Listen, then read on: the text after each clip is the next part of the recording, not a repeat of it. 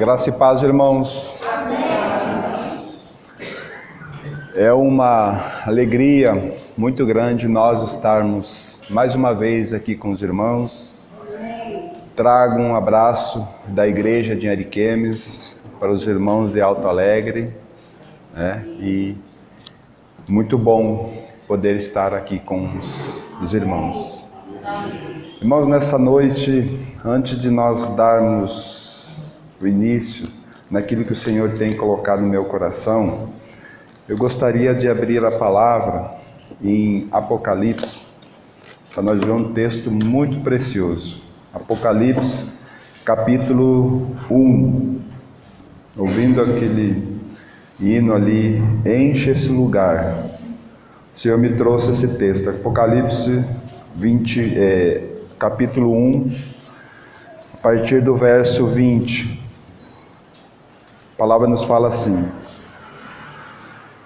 quanto ao mistério das 7 estrelas que visse na minha mão direita, e aos 7 candeeiros de ouro, as 7 estrelas são os anjos das 7 igrejas, e os 7 candeeiros são as 7 igrejas. Ao anjo da igreja em Éfeso escreve: essas coisas diz aquele que conserva na mão direita as 7 estrelas e que anda no meio dos 7 candeeiros de ouro. Amém? Irmão, temos plena certeza que nós somos esses anjos da igreja do Senhor.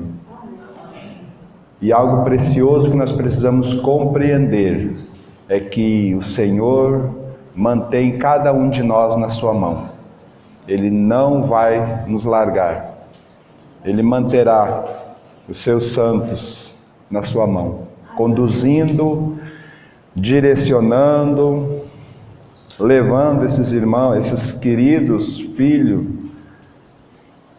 ao Pai, E algo precioso, quando a igreja se reúne, quando o povo de Deus se reúne, Ele anda no meio de nós. Então temos essa certeza, o Senhor está andando em cada coração aqui nessa noite, revelando, trazendo aquilo que Ele tem, ensinando, exortando, para que nós sejamos agraciados com o nosso Senhor. Amém? Então, irmãos, que maravilha nós compreender que Cristo está aqui nessa noite, Gostaria de, antes de nós abrirmos a palavra, ter uma palavra de oração, mais uma vez, para que o Espírito conduza essa noite. Amém? Senhor, nós te louvamos, agradecemos-te por esse momento, Senhor, onde a tua igreja se reúne aos seus pés. Obrigado, meu Pai. Obrigado porque a obra de teu Filho foi perfeita ali na cruz. O Senhor nos levou à morte, e ao terceiro dia, quando o Pai o ressuscitou, Jesus Cristo dos mortos, nós fomos ressuscitados em novidades de vida. Não pertencemos mais a nós, mas ao Senhor. Por isso recebemos o Espírito Santo quando foi derramado. E agora clamamos ao Espírito Santo que nessa noite conduza as nossas vidas.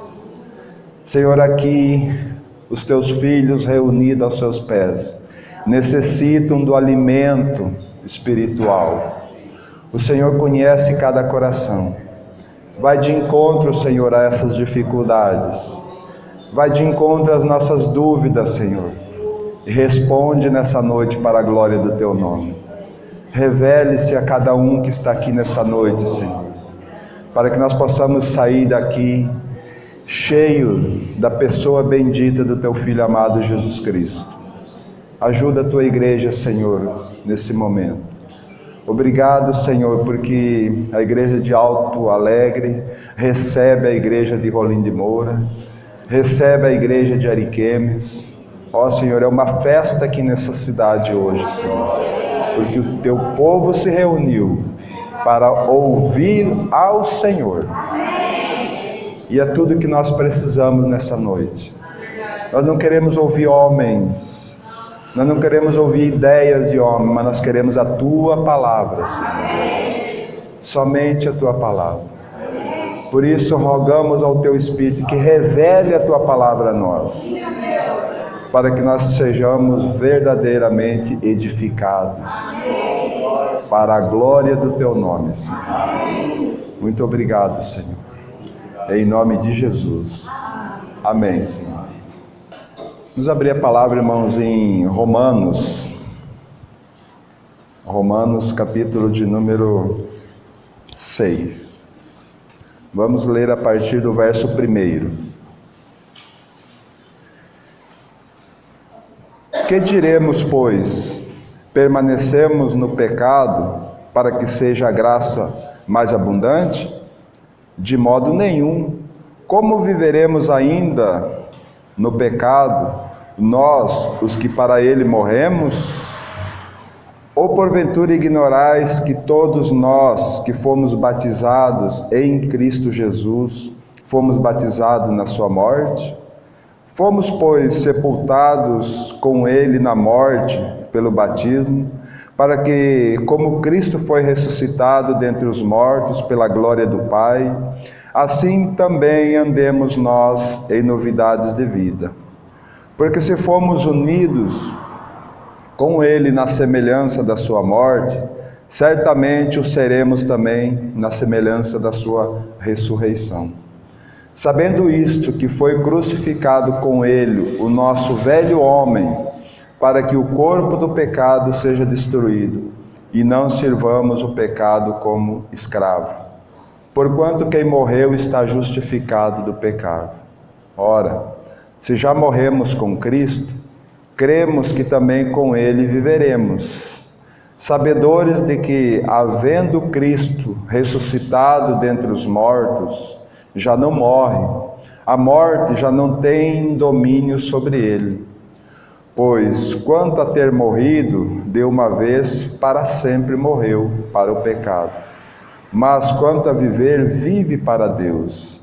Assim também vós considerai-vos mortos para o pecado, mas vivo para Deus em Cristo Jesus.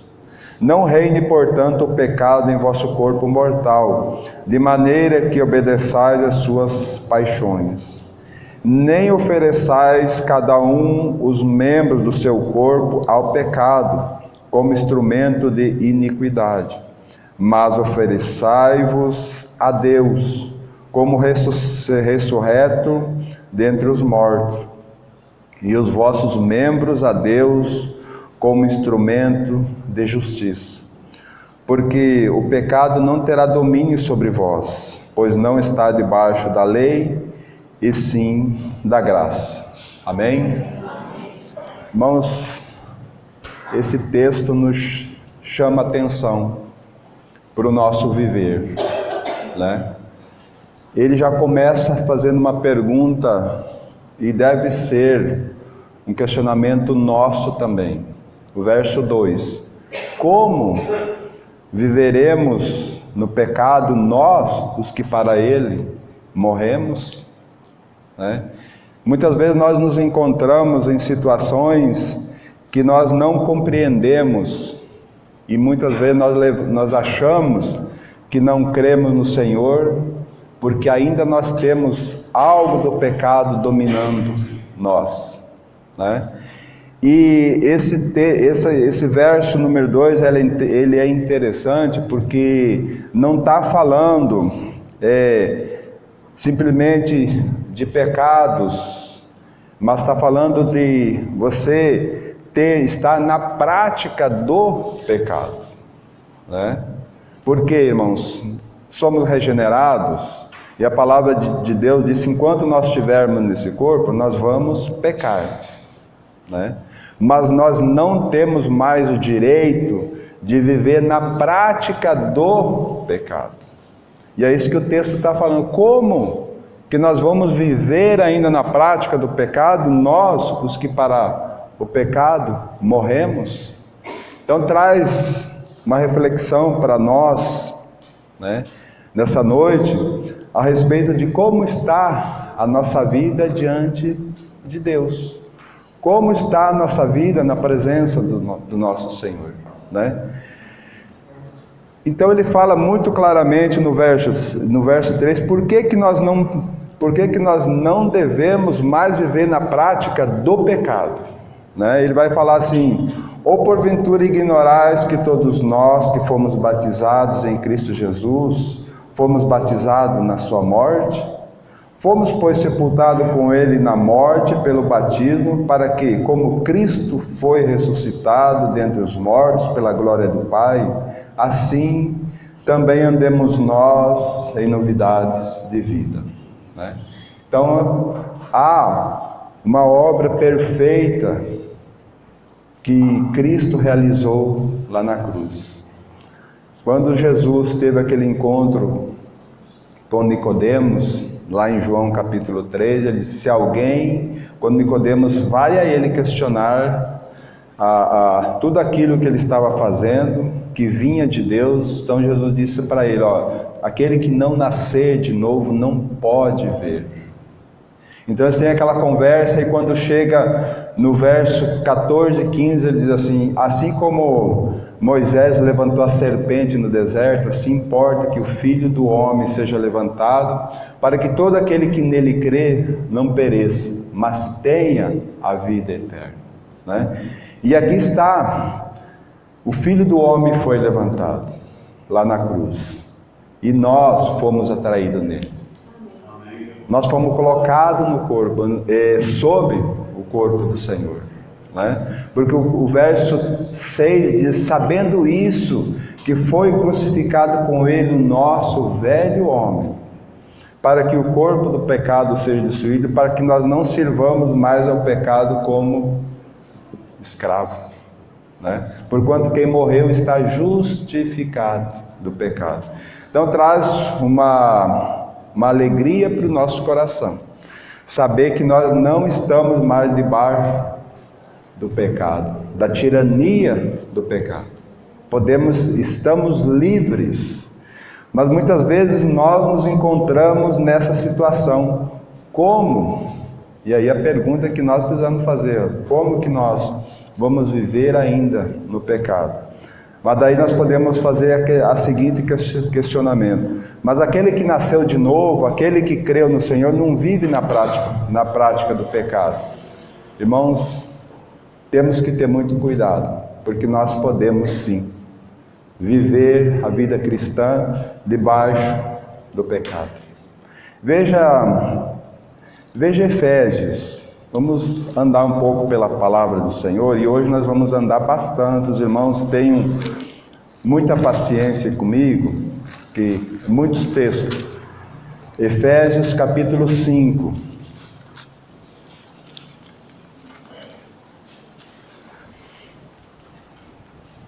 Efésios capítulo 5, não desmarquem em Romanos, que nós vamos estar voltando lá ainda, irmãos. Efésios 5, verso 1 fala assim: sede, pois, imitadores de Deus como filhos amados, né? Então, notem bem esse primeiro verso: sede, pois, imitadores de Deus como filhos amados. Vamos pegar essa palavra, filhos amados, né? E vamos seguir o texto aí no verso 2.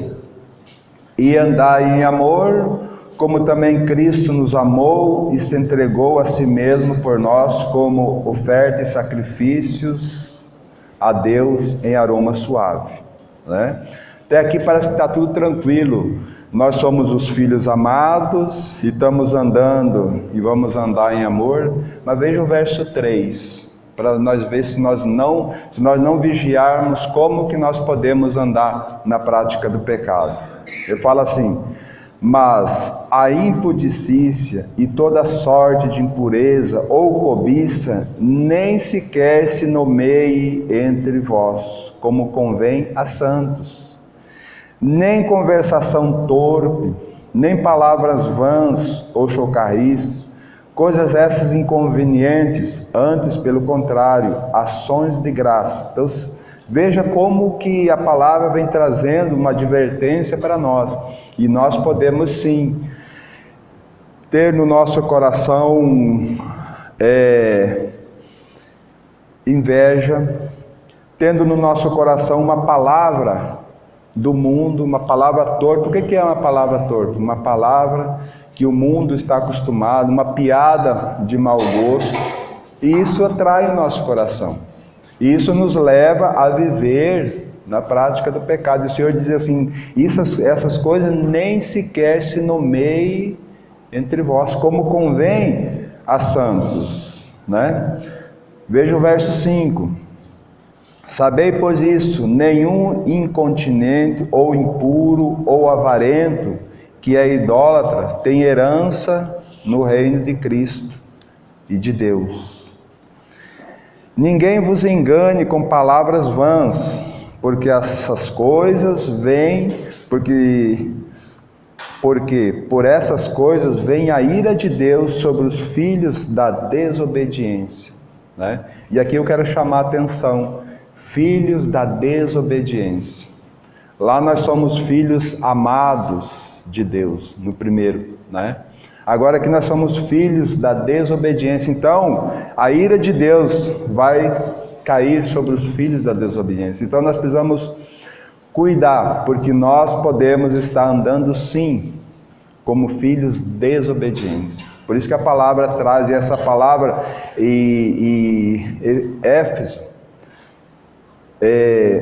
essa carta a Éfeso foi escrita para a igreja, Romanos foi escrito para a igreja, e tem muitas advertências naquilo que nós estamos andando, para que nós possamos ter cuidado, né? Porque nós podemos cair sim nessas questões de desobediência.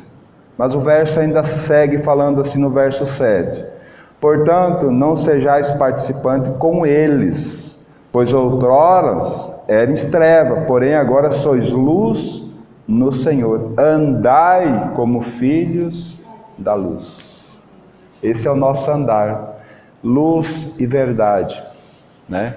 Andar, lembra-se que lá o Senhor Jesus, quando ele se revela a João lá em Apocalipse, ele diz que os candeeiros, as 7 estrelas, são os anjos das igrejas, e elas estão na mão direita de nosso Senhor.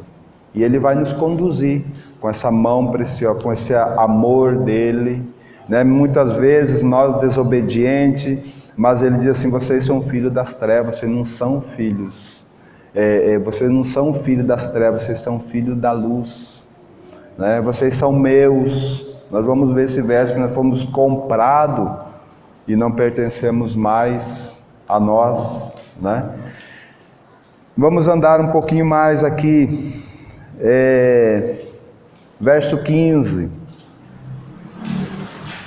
Portanto, vede prudentemente como andais, não como nércio, e sim como a sábio, remindo o tempo, porque os dias são maus, né?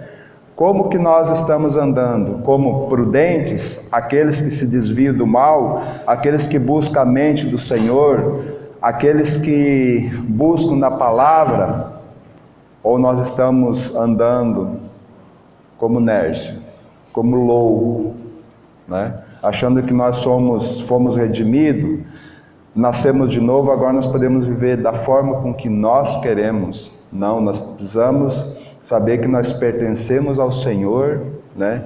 E aí a palavra adverte muito claramente no verso 18: e não vos embriagueis com vinho, no qual há dissolução, mas enchei-vos do Espírito, né?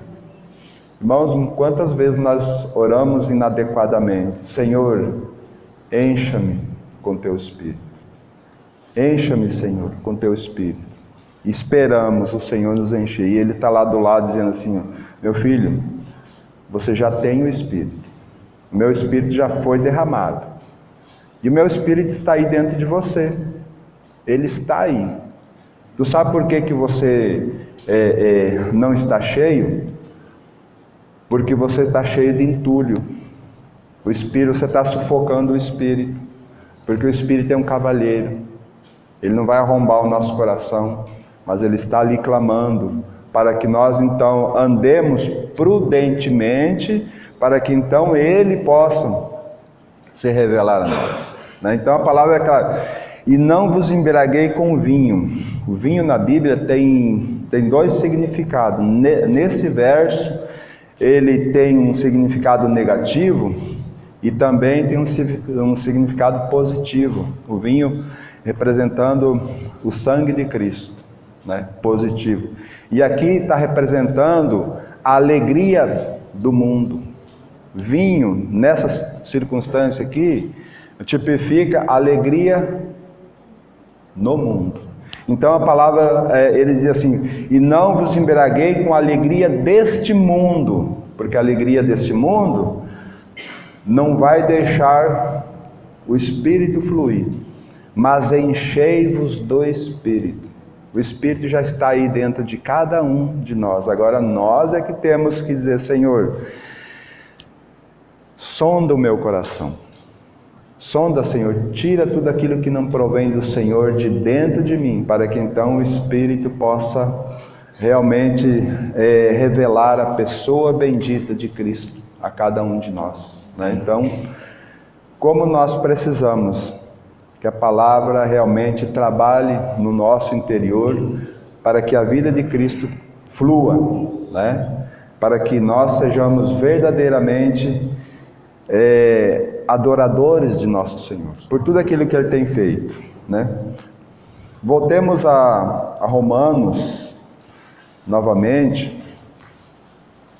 Então aqui, até o verso 6, quando ele chega no verso 6, diz assim, sabendo isso, que foi crucificado com ele o nosso velho homem, para que o corpo do pecado seja destruído e não sirvamos mais ao pecado como escravo. Até aqui, irmãos, até o verso 7, é a graça de Deus que nos alcançou. Não foi nós que pedimos para ser salvo, foi o Senhor que nos encontrou, lá na lama, porque o Senhor Jesus diz lá em João capítulo 15, verso 16, se eu não me engano, nós não precisamos ir lá, mas diz assim, não fostes vós que me escolhestes, pelo contrário, eu vos escolhi a vós outros e vos designeis para que vades e dei fruto, e o vosso fruto permaneça.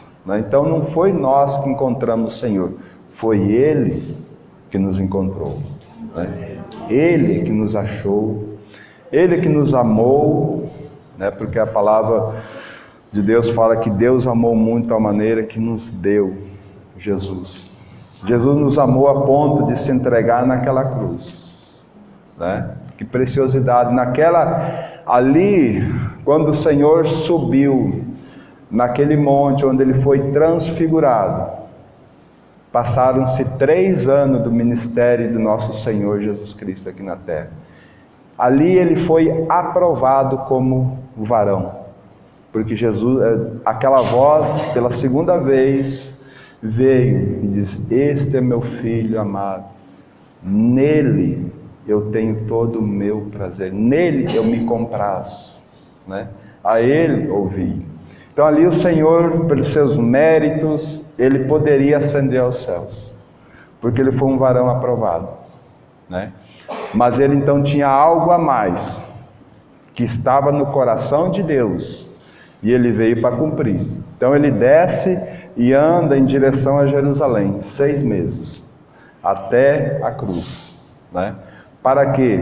Para mostrar para nós, que muitas vezes, na nossa caminhada cristã, nós nos damos muito bem com a cruz. Ótimo, nós olhamos assim e dizemos, não, eu nasci de novo, eu criei que realmente o Senhor fez uma obra perfeita. A cruz, E nós citamos: eu estou crucificado com Cristo, o meu velho homem foi crucificado com Cristo. Com a cruz do nosso Senhor nós nos damos muito bem, mas sabe qual é a nossa dificuldade? É o caminho da cruz. Essa é a dificuldade nossa, dos cristãos, nesses últimos tempos. O caminho da cruz, porque na cruz nós nos alegramos muito, mas no caminho da cruz, ele diz assim: negue-se. Ele diz: tira esses desejos teus, tira esses amores que você tem pelo mundo, né? Esse é o caminho da cruz. E aí muitas vezes nós paramos, colocamos o pé e dizemos: Senhor, aí não, né? Então esse é o nosso grande problema, irmãos, é o caminho da cruz. E nós não vamos ser cristãos adequados se nós não negarmos os nossos desejos, as nossas vontades, e não buscar a vontade do Senhor. Então, irmãos, aqui nesse capítulo 6 de Romanos, até o verso 7, foi a graça de Deus nos encontrando, né? E algo interessante aqui, no verso 7, porquanto quem morreu está justificado do pecado. Não precisamos ir lá, mas em Efésios capítulo 1, verso 13, nos diz assim a palavra de Deus: em quem vós, depois que ouvistes a palavra da verdade, o evangelho da vossa salvação, e tendo nele crido, foste selado com o Santo Espírito da promessa. Eu creio, irmãos, que todos nós aqui cremos na obra de Cristo, né? Todos nós. Então, se nós cremos, nós fomos selados, sabe? Fomos selados. Sabe, e o Espírito Santo não vai desistir de nós, porque ele tem um propósito: revelar a pessoa bendita de Cristo a cada um de nós, né? E ele vai, só que muitas vezes nós temos atrasado, né? Por quê? Porque nós não temos oferecido o nosso corpo ao Senhor, né? A partir do verso 7, aqui de Romanos, o verso 8 começa a dizer assim: ora, se já morremos com Cristo, cremos que também com Ele viveremos. Nós precisamos entender que agora mudou de figura. Até o verso 7, foi a graça do Senhor nos alcançando, né? Ele que nos encontrou, Ele que nos atraiu no seu corpo, Ele que nos levou à morte, e Deus, quando ressuscitou a Jesus Cristo, nos ressuscitou juntamente com Ele, e Ele levou nossa velha natureza à morte, mas quando chega aqui, Ele diz assim: ora, se já morremos com Cristo, cremos que também com Ele viveremos. Agora começa uma etapa nova em nossas vidas, né? Que viver com Cristo, né? Viver com Ele. Então, esse texto precisa ser muito prático na nossa vida. E não desmarquem aí, mas vamos andar um pouquinho em Gálatas, para nós ver algo muito precioso. Gálatas, capítulo 2.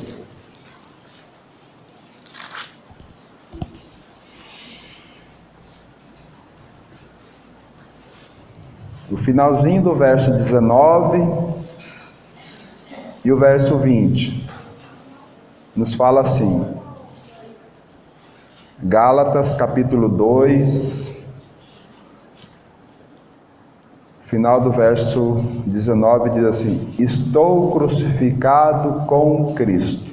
Isso é uma realidade.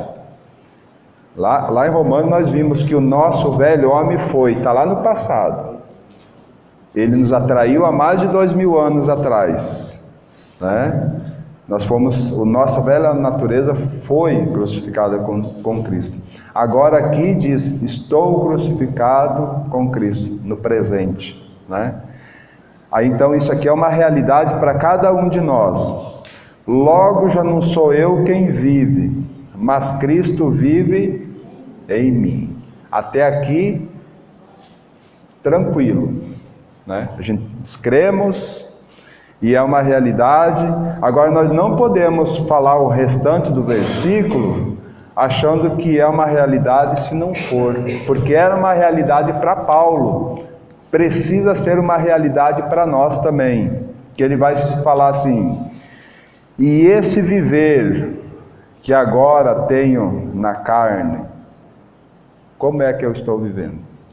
E esse viver que agora eu tenho na minha carne, depois que eu criei, depois que eu sei que Cristo vive em mim, vivo pela fé no Filho de Deus que me amou e a si mesmo se entregou por mim, né?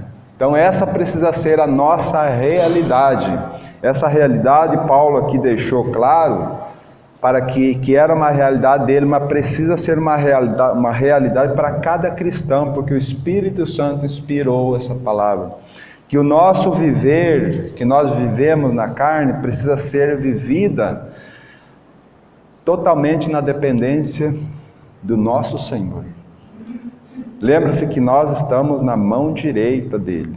É Ele quem nos conduz, é Ele que nos leva, é Ele quem nos guarda, e é Ele quem nos permite também passar por tribulações.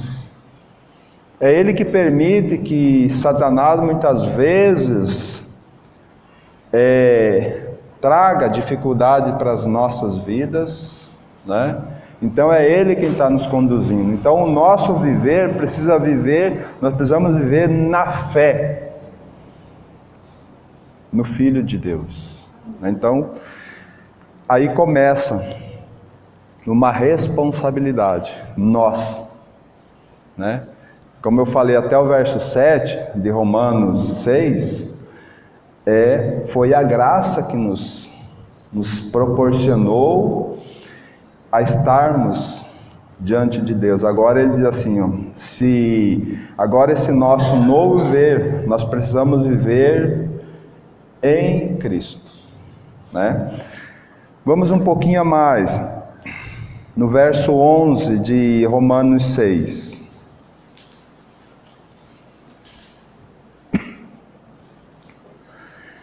Assim também vós, considerai-vos mortos para o pecado, mas vivo para Deus em Cristo Jesus, né? Mais uma advertência. Então, agora, se nós morremos com Cristo e ressuscitamos com Ele, devemos viver com Ele. E aí, assim também, considerai-vos mortos para o pecado, para que o verso 2 não venha nos atrair, né? Como nós vamos viver no pecado, nós os que para o pecado morremos, né? Então, assim também vós considerai-vos mortos para o pecado, mas vivos para Deus. Vivos para Deus. Isso quer dizer que o nosso viver vai ser totalmente na dependência de Deus e não da nossa vontade mais. Aí, irmãos, temos o verso 13. O verso 12 ainda fala assim: não reine, portanto, o pecado em vosso corpo mortal, de maneira que obedeçais às suas paixões. Não reine. Não reine. Por quê? Porque nós não precisamos servir mais o pecado como escravo. Agora veja o verso 13. Nem ofereçais cada um os membros do seu corpo ao pecado, como instrumento de iniquidade, mas oferecei-vos a Deus como ressurreto dentre os mortos, e os vossos membros a Deus como instrumento de justiça, né? Os irmãos percebem que vai só cada vez apertando mais, né? Então nós devemos oferecer. Antes, quando nós não conhecíamos o Senhor, nós oferecíamos o nosso corpo ao prazer da nossa alma, satisfazíamos todos os nossos desejos, né? Por quê? Porque o nosso espírito estava morto. Então, quando nascemos de novo, fomos regenerados, ganhamos vida no nosso espírito, e assim começou uma nova etapa. Agora o espírito é quem deve comandar a nossa alma, né? O espírito comandando a nossa alma, o prazer da nossa alma vai ser servir ao Senhor, e automaticamente o prazer da nossa alma vai refletir no nosso corpo, né? Então nós vamos poder servir ao Senhor como instrumento de justiça, né? E aqui nós então vamos trabalhar bastante essas verdades para nós, para que nós não venhamos a oferecer o nosso corpo ao pecado, mas a Deus, né? A Deus, para a glória do nosso Senhor.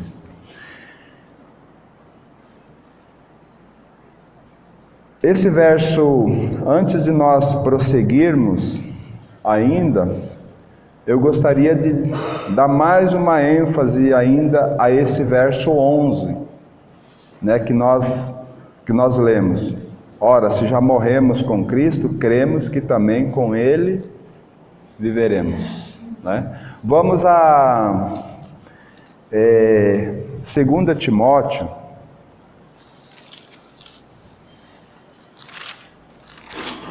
Timóteo, capítulo de número 2.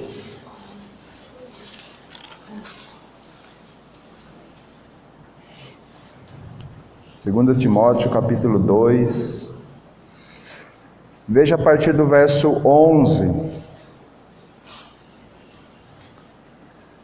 Fiel é esta palavra, se já morremos com Ele, também viveremos com Ele.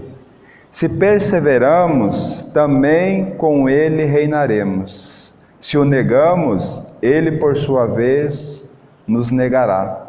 Se somos infiéis, Ele permanece fiel, pois de maneira nenhuma pode negar-se a si mesmo. Amém? Fiel é essa palavra. Se já morremos com Ele, também viveremos com Ele a mesma situação. Agora veja um pouquinho, veja o verso 12. Se perseveramos, o que é você perseverar? É você insistir, é você estar ali. Então, se nós perseveramos com o Senhor, se nós temos certeza que o nosso viver é com o Senhor, o que vai acontecer? Nós vamos reinar com Ele, né? Se nós perseveramos, com Ele nós reinaremos, né? Então precisa estar muito claro essas verdades para as nossas vidas, porque, irmão, a nossa vida está na mão do Senhor. Se nós negar Ele, naquele grande dia, Ele nos negará, né? Os irmãos lembram de Mateus, da parábola das 10 virgens, capítulo 25 de Mateus? Ali havia 10 virgens. Ali fala de uma totalidade da igreja, 10. Toda a igreja do Senhor, né? Só que a Bíblia diz que 5 prudentes e 5 nércias, 5 loucas.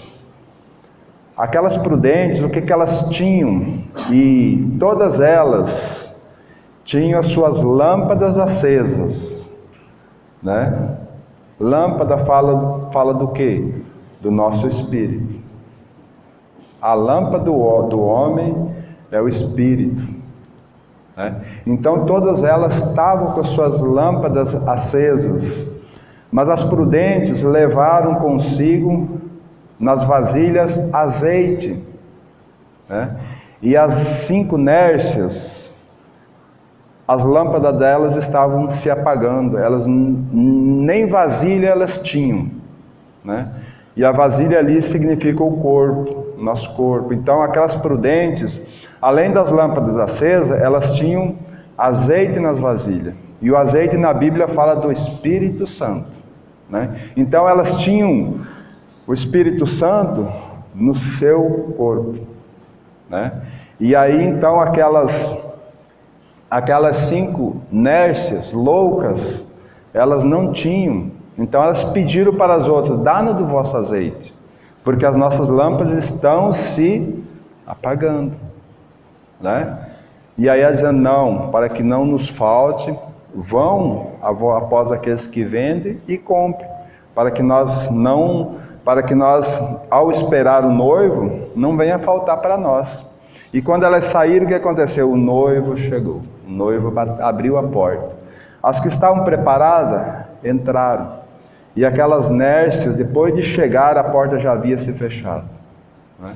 A Bíblia não relata, mas elas não conseguiram azeite, e elas bateram na porta, né? Senhor, abre-nos a porta. Então o noivo lá diante diz: eu não conheço vocês, eu não sei quem são vocês. Por que essa palavra vem duramente para aquelas 5 virgens nércias? Porque elas viveram a sua vida, elas creram no Senhor, nasceram de novo, mas viveram a sua vida aqui na terra do jeito que elas acharam melhor, pelo seu próprio prazer, fazendo as suas próprias vontades, exercendo aquilo que elas desejavam aqui na terra. E as 5 prudentes não, viveram a sua vida negando a si mesmo, né, para que então, naquele dia, o noivo pudesse então recebê-las, né? Então aqui é muito sério esse verso 12: se perseveramos, também com ele reinaremos, né? Lembra-se que Jesus diz no Sermão do Monte, dizendo assim: muitos naqueles dias chegarão e dizem: Senhor, Senhor, né?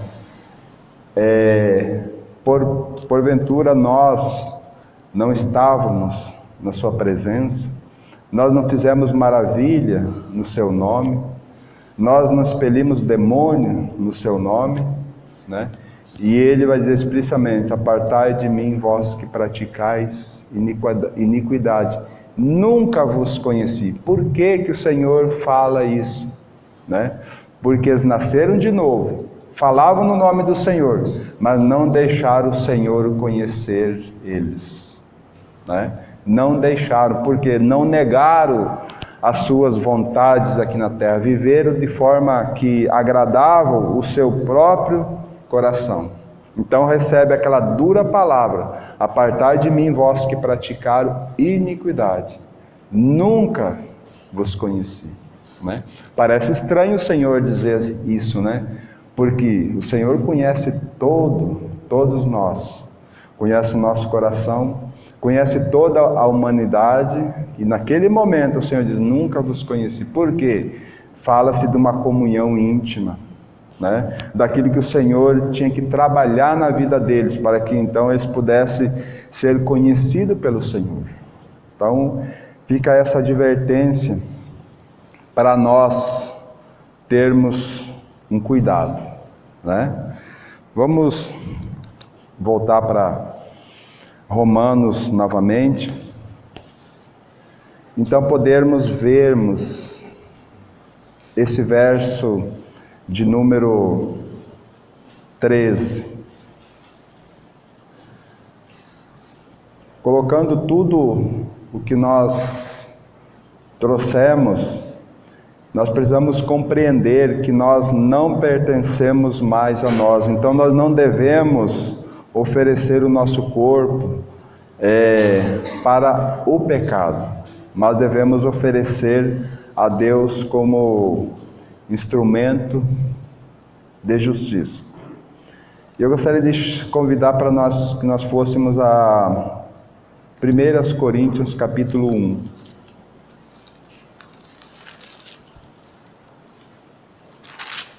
1 Coríntios capítulo 1.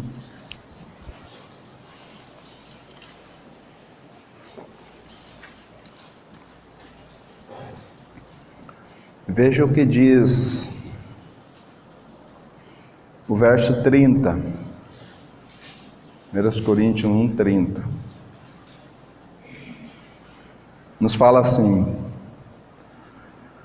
mas vós sois dele, em Cristo Jesus, o qual se nos tornou da parte de Deus sabedoria e justiça, e santificação e redenção. Amém? Então nós nos tornamos da parte de Deus em Cristo Jesus. Nós nos tornamos sabedoria, justiça e santificação e redenção, né? Nos tornamos sabedoria de Deus. Veja aí mesmo no capítulo 1, no verso 21. Visto como na sabedoria de Deus, o mundo não o conheceu por sua própria sabedoria. Aprove a Deus salvar os que creem pela loucura da pregação. Essa é a sabedoria de Deus. Cristo é a sabedoria de Deus, né? Agora, o que eu quero pegar aqui é essa palavra justiça. Nós nos tornamos justiça de Deus, né? Quando então nós fomos regenerados. E dentro desse aspecto eu gostaria que nós fôssemos a Mateus, capítulo 5.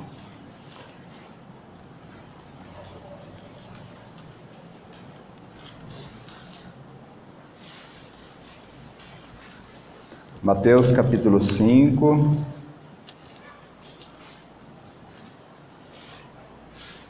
veja o verso 20.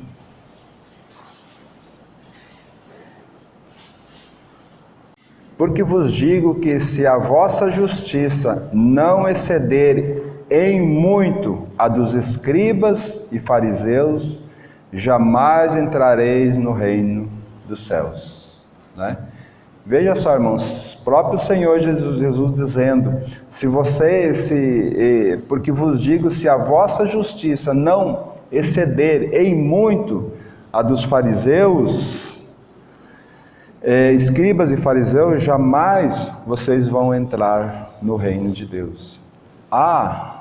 Diante da lei, alguém que andava em justiça mais do que os fariseus, né? Na palavra a gente vê que eles velavam pela palavra, né? Mas então nós lendo esse verso que nós lemos lá, que nós nos tornamos sabedoria, justiça de Deus em Cristo. Justiça por quê, irmãos? Porque a justiça de Deus se cumpriu lá na cruz. Irmãos, a palavra de Deus diz assim, lá em Ezequiel 18, não precisamos ir lá, mas a alma do Pai com a alma do Filho é minha. A alma que pecar, essa morrerá. Essa era a sentença de Deus. Agora, como é que isso se cumpriu? Cristo se tornou a nossa justiça, porque Ele tomou sobre si a sentença que era para nós e cumpriu lá na cruz, né? Então nós fomos, nesse momento nós fomos justificados pela fé, temos paz. A justiça foi concluída, a justiça foi aceita por Deus, né? Então nós fomos justificados, nós temos paz com Deus, né?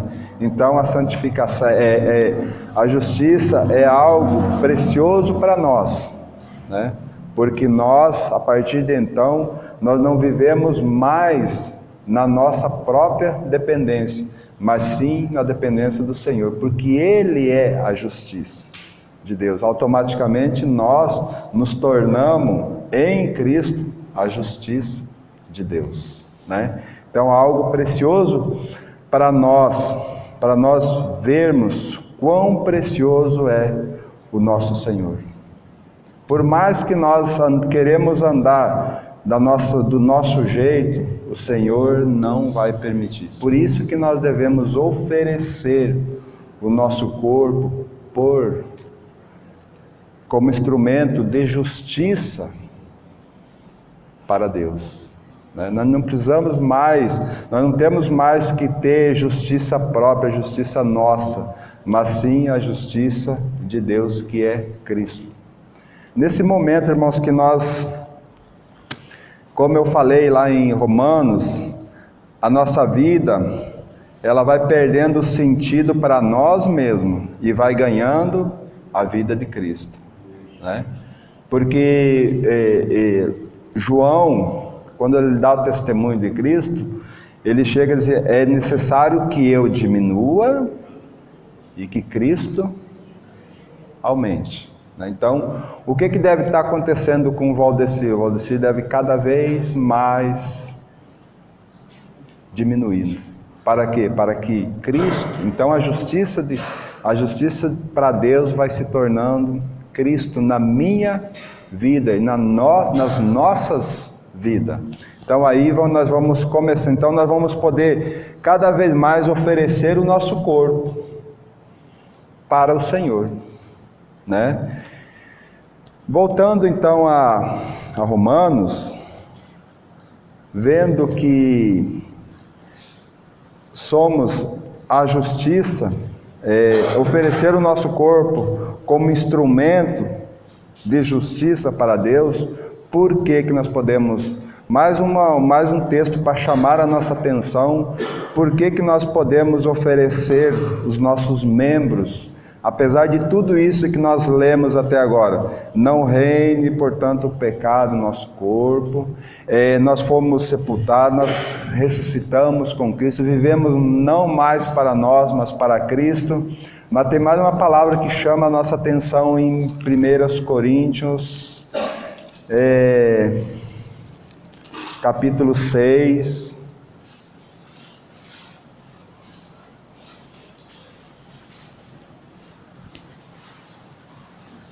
por que nós podemos oferecer o nosso corpo por sacrifício ao Senhor, como justiça ao Senhor? 1 Coríntios 6, veja o verso 19 em diante. Acaso não sabeis que o vosso corpo é santuário do Espírito Santo, que está em vós, o qual tendes da parte de Deus, e que não sois de vós mesmos, porque fostes comprado por preço?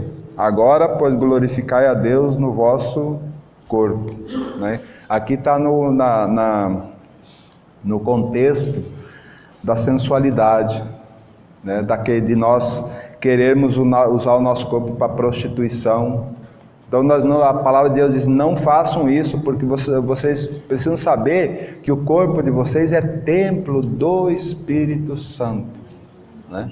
Porque vocês foram comprados com o precioso sangue de Cristo.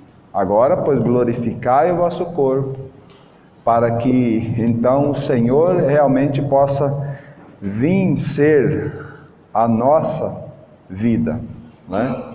Então, oferecendo o nosso corpo, agora nós precisamos dar um passo a mais, para que isso se torne uma realidade para nós. Nós precisamos voltar em Romanos, agora no capítulo 12. Romanos capítulo 12.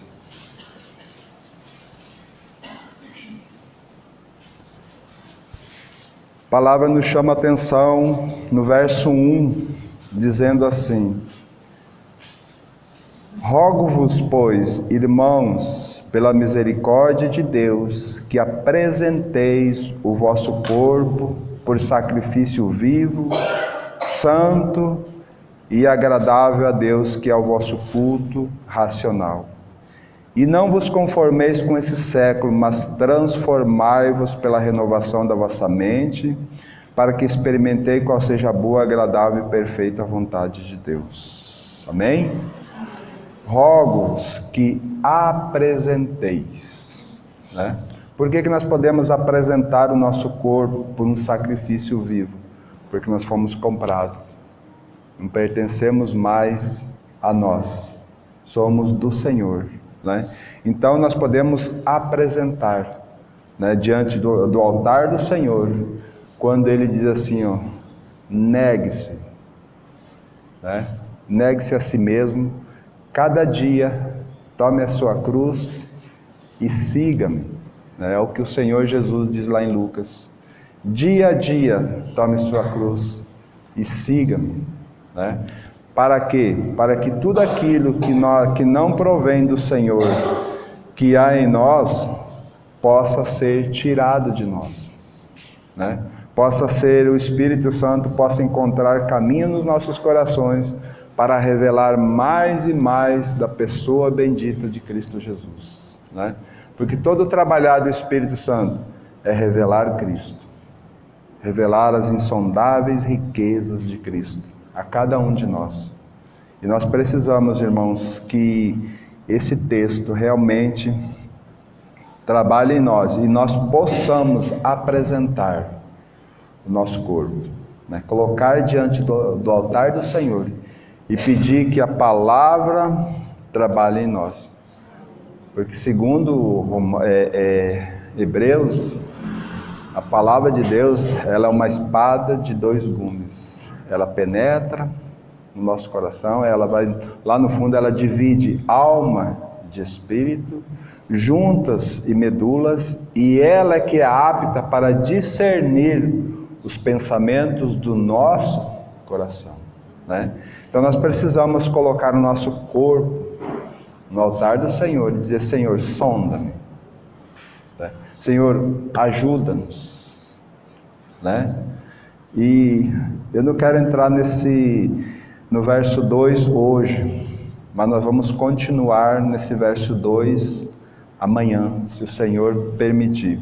Mas dentro desse verso primeiro, nós apresentar o nosso corpo ao Senhor, nós vamos ver o último texto em Salmo de número 139.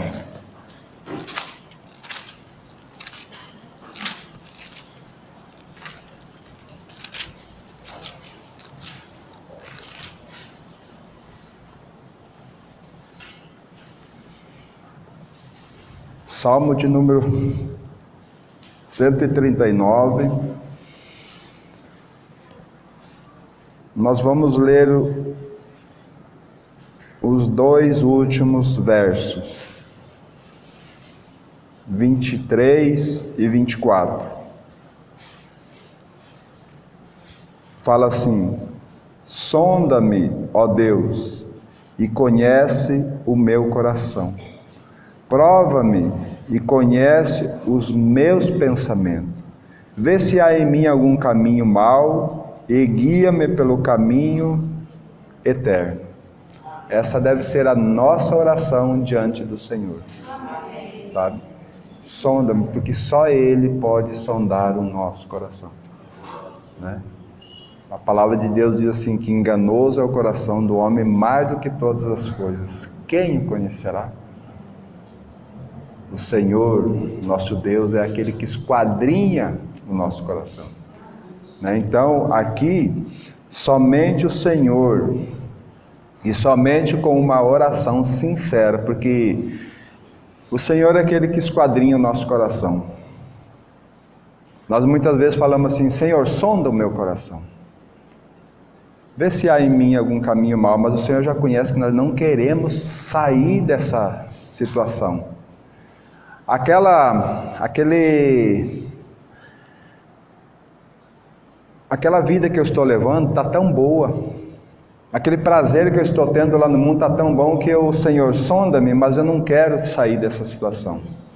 E o Senhor, como conhece o nosso coração, fica ali quieto, batendo na nossa porta, né? Assim como Ele fez, como Ele cita lá em Apocalipse: ei que estou à porta e bato, se alguém abrir. Então o Senhor, Ele quer que nós abrimos, para que então Ele entre e tire e limpe, né? Então somente o Senhor, irmãos, somente a partir do momento em que nós começar a dizer assim: Senhor, sonda-me, porque o Senhor conhece o meu coração, né?